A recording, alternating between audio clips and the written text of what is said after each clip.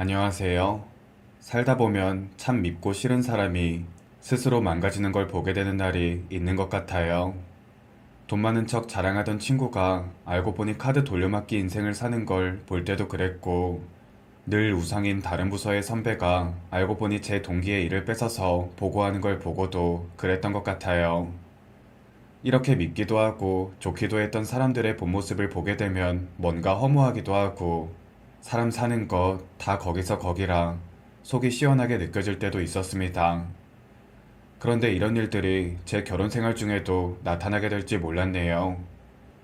저는 40대의 나이로 씩씩하게 혼자 아이를 키우며 살고 있는 워킹맘입니다. 오늘 사연을 보내게 된 이야기도 어쩌면 제 이야기를 들으시는 분들이 제 이야기를 듣고 위로와 응원을 해주기를 바라는 마음이 큰 것 같아요.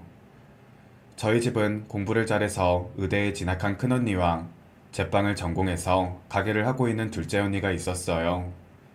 두 언니가 솔직히 또래들 중에서도 잘 살고 있는 편이다 보니 상대적으로 평범한 대학에 나와서 직장 생활을 하는 저와는 비교가 되는 부분이 많았습니다. 그나마 다행인 건 나이 텀이 제법 나지만 첫째 언니는 독신주의에 둘째 언니도 비혼주의라 남자친구와 동거만 하고 있는 상태였어요. 부모님은 자연스럽게 저에게 결혼에 대한 기대가 있었습니다. 경은이랑 경진이는 시집 안 갔어도 경민이 너는 꼭 결혼해야 해. 알아, 알아. 나도 결혼할 거야. 근데 남자친구는 있고 때 되면 데려오지 어련히 안 할까? 엄마는 걱정이 너무 많아. 아니, 안 그래도 이번에 아빠 친구가 아는 사람이 엄청 싹싹하니 괜찮다고 하더라고.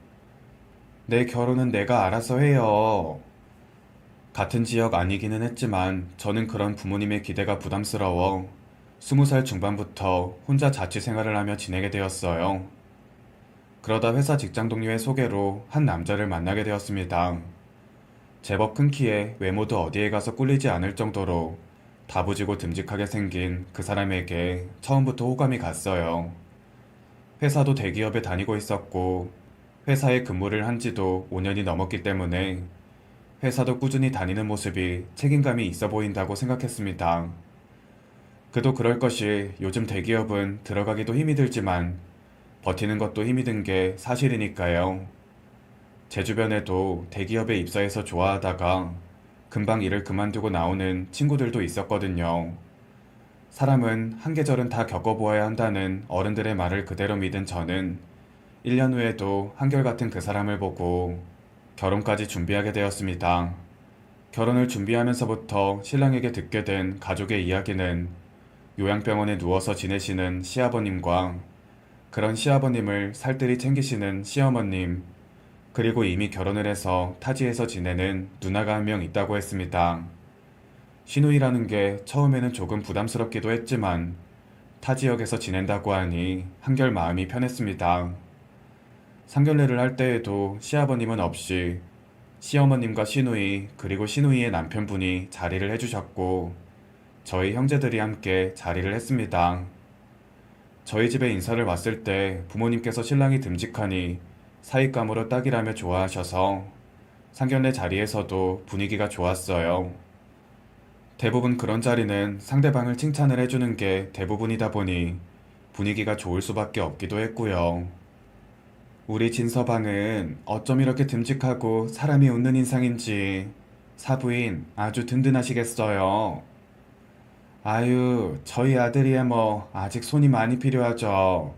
우리 며느리가 아주 야무져서 괜찮은 남자로 잘 키워줄 것 같아요. 아직도 물가에 있는 애 같은데 언제 이렇게 큰 건지 모르겠어요. 그러게요. 저는 벌써 두 번째인데도 마음이 벌써 이상하네요. 상견례를 잘 마치고 저희는 결혼을 하게 되었습니다. 저희 시댁은 시어머님과 신랑이 둘이 지내다가 신랑이 저와 지내게 되면서 시어머님이 혼자 지내게 되었어요. 분명 홀어머니는 아니지만 마치 혼자 생활을 하시니 자꾸 눈에 밟히기도 했고 시댁은 신랑이 회사 근처이다 보니 신랑도 신경이 쓰여서 종종 시댁에 가서 점심을 먹기도 한다고 들었습니다. 저도 퇴근 후 애써 시간을 내서 시댁에 가거나 저에게 같이 가자고 하지 않으니 신랑이 점심때 시어머님과 시간을 보내는 것은 좋다고 생각을 했어요. 결혼 후 첫 명절에도 시아버님이 아파서 병상에 있으시고 시누이도 타 지역에 있고 친근하진 않다 보니 따로 제사라고 할 것도 없었습니다. 솔직히 제 입장에서는 명절에 친척들이 안 모이고 제사가 없으니 그 점은 시댁에서 좋은 점이라고 생각을 했습니다. 여보, 오늘 시댁에 갔다가 안 자고 바로 저녁에 우리 집으로 가면 되는 거지?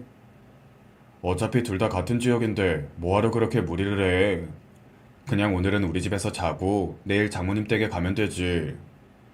그것보다는 오늘 양가 다 들리고 내일은 집에서 좀 쉬는 게 좋을 것 같은데. 우리 집이 명절이라고 뭐 제사를 지내기를 해. 친척들이 모여서 피곤하게 하기를 해. 엄마도 명절인데 얼마나 적적하겠어. 아, 그건 그렇지. 내가 우리 집에 자주 가자는 말도 안 하는데 이런 날까지 처가댁만 챙기는 모습은 좀 그렇네. 처가댁만 챙기다니? 내가 우리 집을 챙긴 게 뭐가 있다고. 당신 장인어른 장모님이랑은 자주 통화하면서 우리 집에는 전화 한 통 안 하잖아. 우리 엄마가 아무 소리 안 하니까 이런 것도 말해줘야 알지. 나는 부모님이 하시는 일도 돕고 있으니까 통화하게 되는 거지. 아무튼 명절이라도 며느리 노릇 좀 해봐. 정말 실제로 했던 대화예요.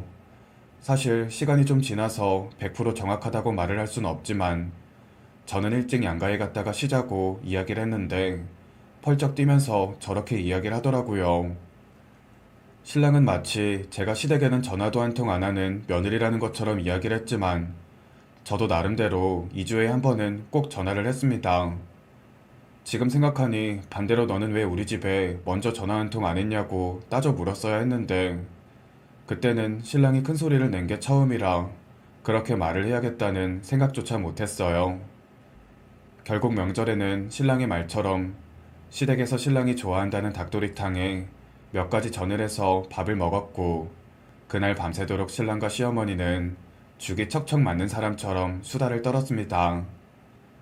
기다리다 지친 저는 결국 소파에서 졸다가 밤 12시가 다 되어서야 방에 가서 잠을 잤고요. 다음날 저는 아침부터 식사 준비를 했고 신랑은 밥을 먹고서는 시어머님을 모시고 드라이브라도 가야 한다고 하며 자주 가는 인근 절에 갔습니다. 명절인데도 절에는 사람이 많았고 시어머님은 자주 절에 오셔서 스님께 인사를 드리고는 돌아서 나오셨어요. 우리 엄마 이렇게 일주일에 몇 번씩 절에 다니면서 아버지 빨리 낫게 해달라고 기도하셔. 아, 집에서는 꽤 먼데 같이 절에 다니시는 분들이 있으신가 봐. 이제 집으로 모셔다 드리면 되지? 가서 점심 먹고 출발하자. 왜 점심까지 먹고 가냐고 말을 하고 싶었지만 혼자 지내시면서 언제 일어나실지 모르는 시아버님을 위해 기도를 하고 나오는 시어머님을 보고 있으니 제가 너무 이기적이라는 생각이 들었어요. 그래서 가볍게 밥을 먹고 저희 집으로 갔고 결혼을 안 한 언니들까지 있어서 집은 시끌시끌. 시간이 어떻게 가는지도 모르겠더라고요. 신랑도 분위기를 잘 맞춰주며 저녁에는 저희 아버지와 함께 술도 한 잔 기울이며 밤은 더욱 깊어져 갔고 저희는 모두 잠이 들었고 그렇게 명절이 끝이 났습니다. 명절도 잘 보냈겠다. 이제 매년 이런 식으로 하면 되겠구나 하는 생각을 하고 있었는데 휴대폰으로 모르는 번호로 전화가 한 통 왔습니다. 여보세요?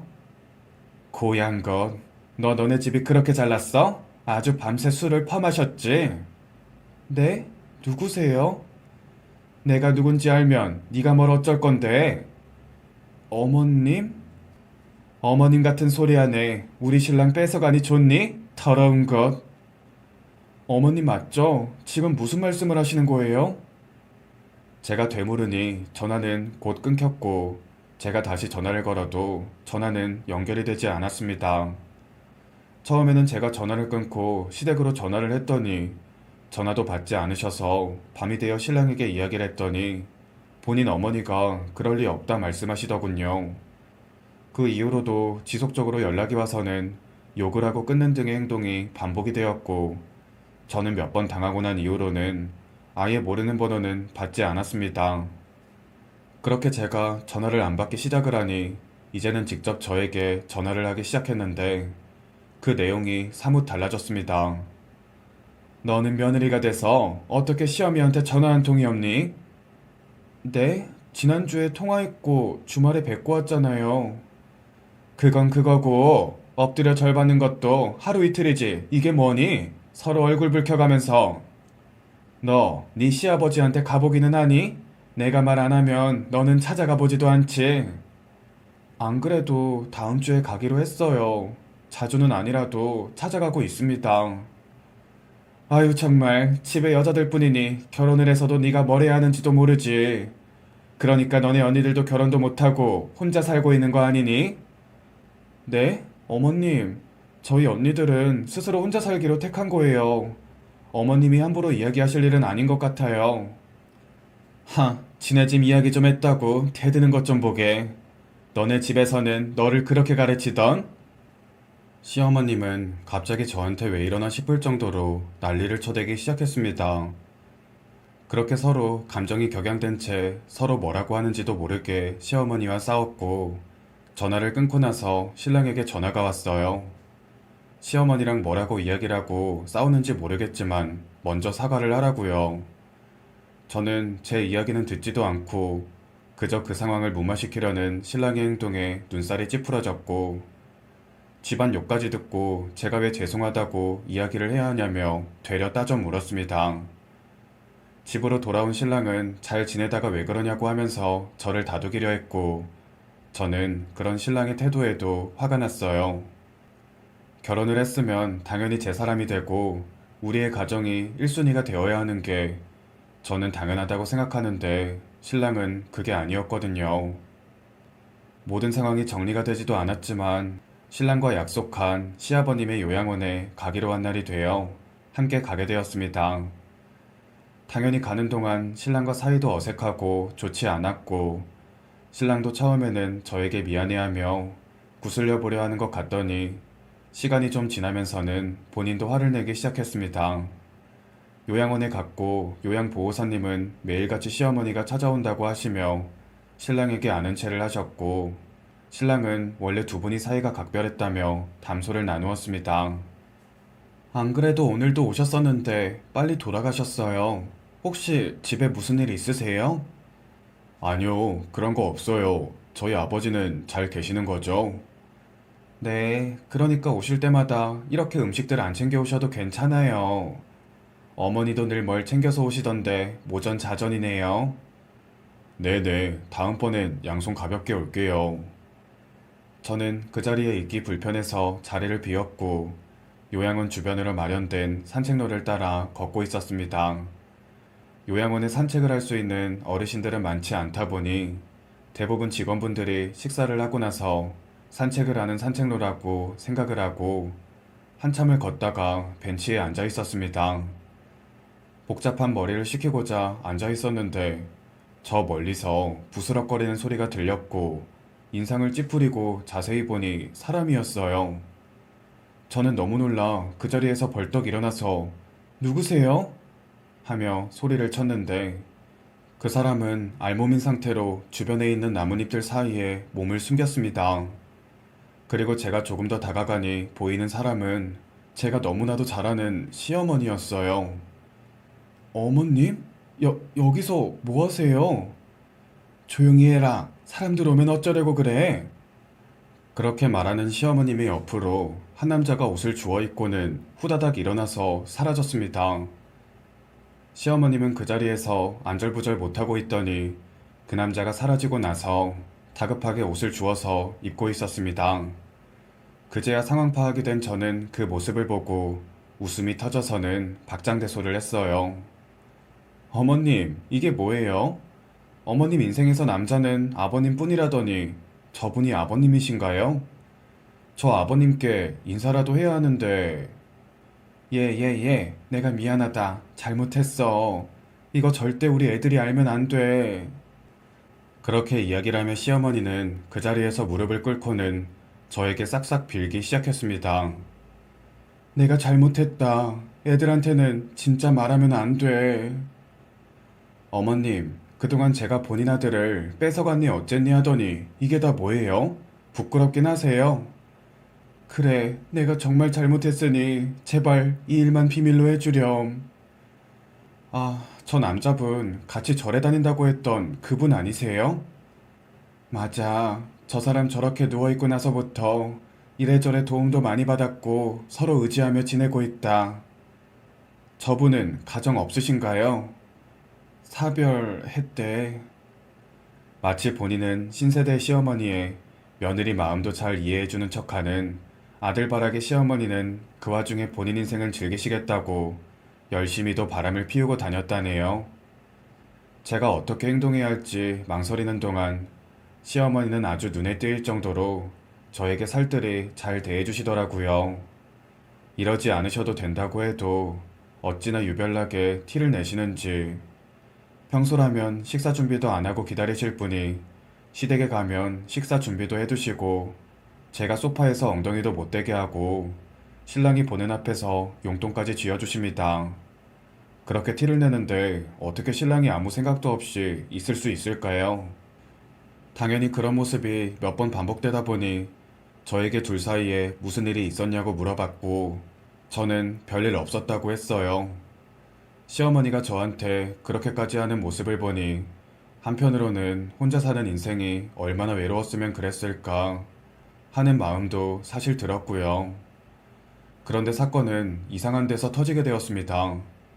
하루는 퇴근하고 집으로 오니 온다는 말도 없었던 시어머니와 신랑이 집에 있었고 신랑은 화가 많이 나 보였고 곧 시어머니를 끌어내듯이 집 밖으로 보내버렸어요. 놀란 저는 이게 무슨 일인가 싶어서 우선 시어머니를 집 안으로 이끌었고 신랑은 시어머니에게 소리를 질렀습니다. 나가! 잠시라도 보기 싫으니까 나가라고! 엄마 말 좀 들어봐. 내가 정말 잘못했어. 누나한테도 다 말할 거니까 엄마 인생 혼자 살아. 한두 번도 아니고 이게 도대체 몇 번째야? 이번이 정말 마지막이라서 너한테 부끄럽지만 말한 거야. 엄마 한번 믿어주면 안 되겠니? 결국 시어머니는 쫓겨나 집으로 돌아가셨고 신랑은 집에서 연거푸 술만 들이켜고 있었습니다. 신랑의 이야기를 들어보니 시어머니가 갑자기 집으로 와서는 본인이 만나는 남자가 있다고 하며 신랑에게 이야기를 했다고 하더라고요. 저와 신랑이 잘 지내는 모습을 보며 혼자 지내는 게 너무 외로웠고 어딘가 의지하며 살고 싶었다고 하면서 신랑에게 이야기를 했다고 합니다. 하지만 시어머니의 이런 모습이 한두 번이 아니었기 때문에 신랑은 너무 화가 났고 요양원에 홀로 계시는 시아버지를 생각하니 너무 배신감이 들었다고 합니다. 저는 그런 신랑을 다독거렸고 신랑은 그런 저에게 의지하며 시댁과 점차 연을 끊었습니다. 그렇게 2년 정도 되는 시간이 흐른 것 같아요. 신랑은 저에게 이야기를 하진 않았지만 어쩐지 시어머니와 자주 왕래를 하고 있는 것 같았고 저는 시댁의 일이니 내색하지 않으며 지내려 했습니다. 이후로도 종종 신랑은 저에게 시어머니에 대한 이야기를 한 적이 있지만 제가 아는 체 할 부분이 아니었기 때문에 대부분 들어주기만 하고 있었는데 하루는 신랑이 눈이 벌게져서는 난리를 쳤어요. 술에 잔뜩 취해서 집에 돌아온 신랑이 저에게 말을 하기를 저 하나가 집에 잘못 들어와서 집이 이 꼴이 된 거라며 말을 했어요. 그게 무슨 말이야? 나 때문이라니. 우리 엄마 당신이 협박한 거라며. 갑자기 그게 무슨 뚱딴지 같은 소리야. 엄마가 너무 힘들었는지 누나네 가서 다 말했다더라. 당신 어떻게 사람이 그럴 수 있어? 똑바로 천천히 말해. 내가 뭘 잘못했다는 거야? 어머님 바람 피우는 거 숨긴 거? 아, 거봐. 역시 알고 있었네. 당신이 문제야. 그렇게 엄마 괴롭히고 돈 뜯어내니까 좋았니? 우리 집안이 아주 만만했지. 어머님이 무슨 말을 하셨는데 왜 나한테 난리냐고. 당신이 엄마가 바람 피우는 거 알고 엄마를 협박했다면서. 자식들한테 다 말할 거라고 하면서 전화해서 욕하고 돈도 뜯어내고 결국 버티다 못한 엄마가 우리한테 먼저 이야기를 하고 숨어서 살게 된 거잖아. 이렇게 부모 자식 간의 연 끊으니 좋아? 좋냐고. 어머님이 바람 피우다 걸린 건 맞는데 어머님이 모른 채 해달라고 하셔서 난 모른 척 해드린 것 뿐이야. 우리가 잘 지내는 모습 보고 외로우셨다잖아. 근데 그게 왜 내 탓이야? 어머님 말만 듣고 지금 나한테 이러는 거야? 신랑은 제 이야기는 듣기도 싫다고 하며 두 손으로 귀를 막았고 저한테 자기 어머니한테 가서 사과하라며 고래고래 소리를 질렀어요. 정말 시어머니가 바람을 핀 것 때문에 제가 왜 이렇게까지 피해를 입어야 하나 싶었습니다. 당장이라도 이혼을 하자고 소리를 지르며 신랑에게 따져 물었고 신랑도 제가 시댁에 사과를 하지 않으면 같이 살 수 없다고 하며 이혼을 하기로 했고 합의서까지 작성을 다 했어요. 그런데 정말 세상 일이라는 게 제 마음대로 되는 게 없다고 그 타이밍에 제가 임신을 하게 되었습니다. 이혼을 하려는 마당에 생긴 아이 때문에 신랑도 저도 당황을 해서 결국 이혼은 나중의 일로 미루고 저는 시댁에 가지 않기로 하며 지내게 되었습니다. 분명 저는 시어머니를 다시는 보지 않겠다고 못을 박아둔 상태였기 때문에 출산 이후로도 신랑은 시댁 이야기는 꺼내지 않았습니다. 아이가 2살이 넘어갈 무렵 신랑은 슬쩍 저에게 시어머니에 대한 이야기를 하면서 손주가 보고 싶다고 말을 전해왔지만 저는 가지 않겠다고 선을 그었어요. 신랑이 아이라도 데리고 가겠다고 했고 주말에 아이와 신랑이 시댁으로 갔습니다. 하지만 막상 아이와 신랑만 시댁에 보내두고 나니 눈에 아이가 아른거리고 밥은 제대로 먹이는지 걱정이 되어 몇 년 만에 혼자 시댁에 가게 되었어요. 그날이 날씨가 선선한 가을이라 마침 집에 창문이 다 열려 있었고 저는 조심스레 안을 바라보고 있었습니다. 아이는 신랑의 품에서 잠을 자고 있었고 시어머니는 그런 신랑에게 사과를 깎으며 이야기를 했어요. 정신 똑바로 차려야 된다. 걔가 보통 애가 아니야. 그때 나한테 협박한 것만 봐도 그래. 못 배우고 자란 티를 내는 거지. 그만 이야기하고 엄마도 사과 좀 먹어. 나는 안 먹어도 배부르다. 이렇게 우리 손주도 같이 있으니까 꼭 둘이 살 때 같네. 솔직히 막말로 너야 아직도 총각 같은데 걔는 애 낳고 살도 찌고 이제 아줌마 티도 나잖아. 아직도 총각 같아? 그럼 너는 애만 없으면 지금도 바로 장가갈 수 있지. 그렇게 이야기하며 히히덕거리는 두 사람을 보고 저에게 남아있던 마지막 이성의 끈이 뚝 하고 끊기는 걸 느꼈고 저는 곧장 현관문으로 가서 벨을 눌렀어요. 놀란 표정의 신랑을 뒤로 한 채 저는 몇 년 만에 이야기를 하는 시어머니에게 소리를 질렀어요. 그렇게 잘난 당신 아들 데리고 가서 사세요. 저는 제 아들 데리고 살 테니까. 어차피 애만 없으면 재혼도 수월할 테니 그게 좋겠죠. 정말 미꾸라지 하나가 물 흐린다는 말 듣긴 했는데 아주 모자가 가관이네요. 참나. 당신 무슨 말을 그렇게 해. 빨리 엄마한테 사과해. 당신이 제일 문제인 거 몰라? 이건 뭐 어느 집 가정인지도 헷갈리네. 애 내가 키울 거니까 관심 끄고 이혼해. 나 2번 말 안 해. 그렇게 이야기를 하고 저는 아들을 안아들고 집으로 왔고 재산분할과 위자료 문제로 꽤 시간이 걸리기는 했지만 저와 전 남편은 확실한 남이 되었습니다. 아들에게 한없이 미안했고 저희 가족들에게 한없이 부끄러웠습니다. 똑똑한 큰언니, 자기의 길을 가는 작은 언니와 달리 나는 결혼을 해서 누구보다 행복하게 잘 살겠다 다짐을 했는데 결국 제 품에 안긴 아들과 몇 푼의 위자료를 제외하니 남는 게 없는 것 같았습니다. 이혼 후 6개월 정도 지나서 저희 집에 오게 된 작은 언니 때문에 저희 가족들은 저의 이혼 사실을 알게 되었어요. 부모님은 저에게 집으로 들어오라 하셨고 아무 말 없이 함께 지내자고 했습니다.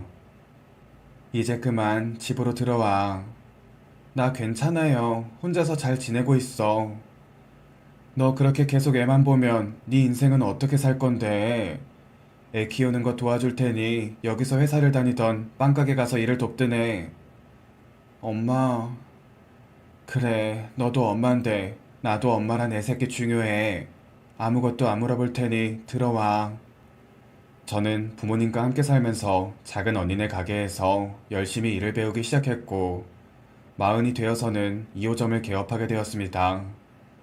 솔직히 언니가 사업머리가 좋은 편이라 빵집을 하면서 조금 이르게 배달 서비스를 시작하면서 단체 주문이 많았고 저도 언니 덕분에 사람 노릇을 하며 지내고 있습니다. 아이가 초등학교를 다니고 있는 요즘 늘 바쁘던 제 인생을 돌아볼 수 있게 되었고 제 인생을 돌아보는 시간을 가질 수 있게 되었습니다. 그리고 그렇게 시어머니를 끼고 살던 신랑은 시아버님이 돌아가시고 시어머님도 치매가 오셔서 회사는 계속 휴직계를 내고 병간호를 하고 있다고 들었는데 치매라는 게 집에서 쉽사리 나올 수 있는 게 아니라서 앞으로 더 고생을 하며 살 것 같네요. 이래서 부모는 안 아픈 게 효도고 자식은 잘 사는 게 효도인가 봅니다.